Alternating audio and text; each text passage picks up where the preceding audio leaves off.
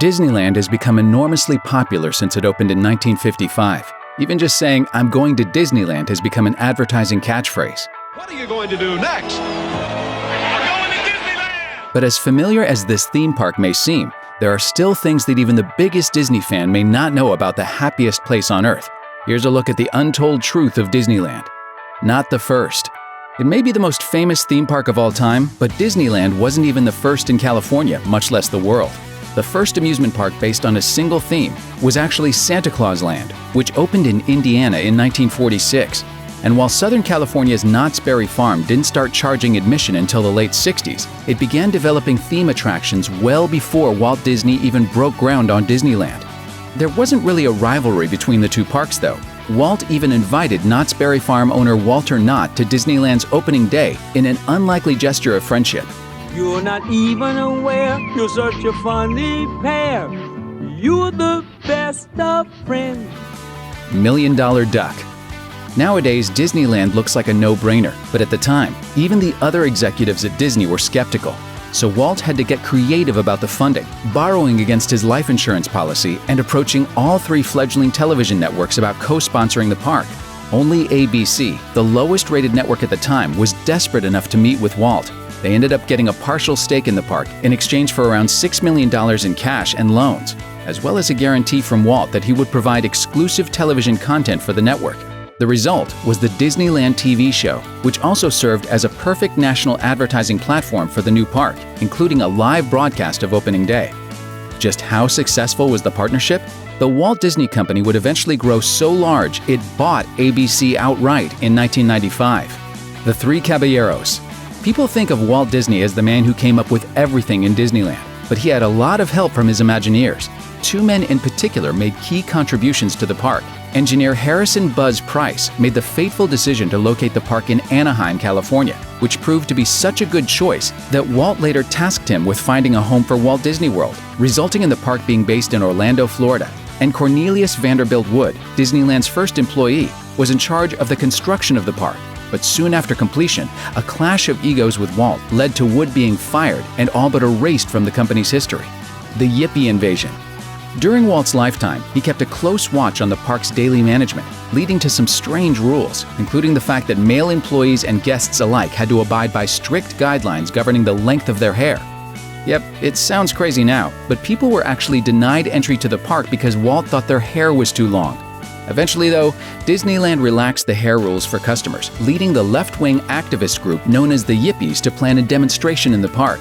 On August 6, 1970, several hundred Yippies staged what they called the International Yippie Powwow. While most of the Yippies were well-behaved enough, things got out of hand when a group began chanting obscenities on Main Street, USA.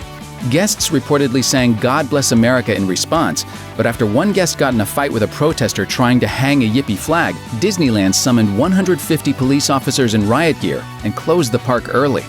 A whole new world.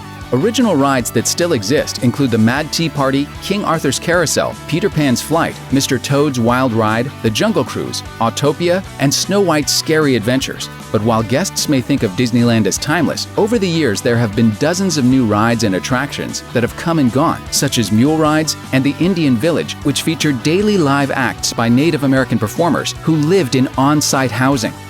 The Indian Village is a permanent and popular attraction. Braves from many tribes are represented here. Other ideas whose time has passed include an exhibit by Monsanto called the Hall of Chemistry, a tobacco shop on Main Street, USA, where guests could buy cigarettes and cigars, and a bra store featuring an animatronic sorcerer known as the Wizard of Bras, the Aristocats.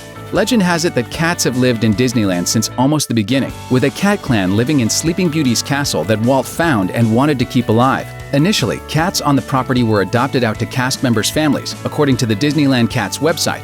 Now they get to stay. Currently, there are reportedly about 200 cats in the park, all of whom are spayed and neutered. Disneyland employees feed the cats, and cat-friendly guests like to spot the fabulous felines strolling around the park. The cats help with rodent removal. Ironic for an empire started by a mouse. Almost angels. Disneyland is not always the happiest place on Earth, especially when it comes to people who try to get out of rides when they're still running.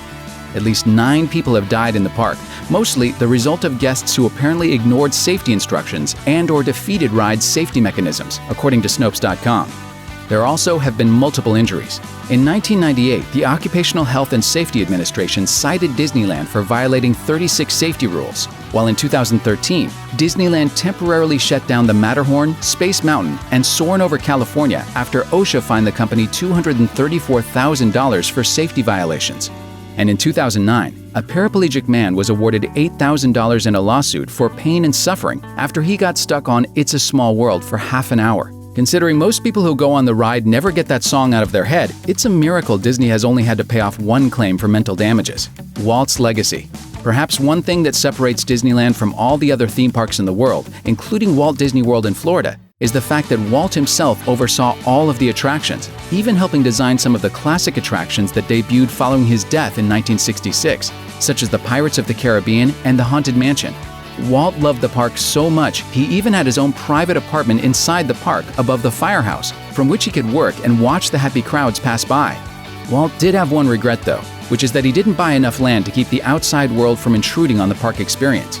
He made sure he didn't repeat that mistake when he planned Walt Disney World, purchasing an amazing 47 square miles of property. Sadly though, he died without seeing Walt Disney World realized. Walt once said, "Disneyland will never be completed.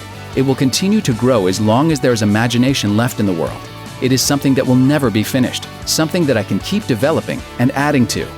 In other words, To all who come to this happy place, welcome. Disneyland is your land. thanks for watching. Click the grunge icon to subscribe to our YouTube channel. Plus, check out all this cool stuff we know you'll love too.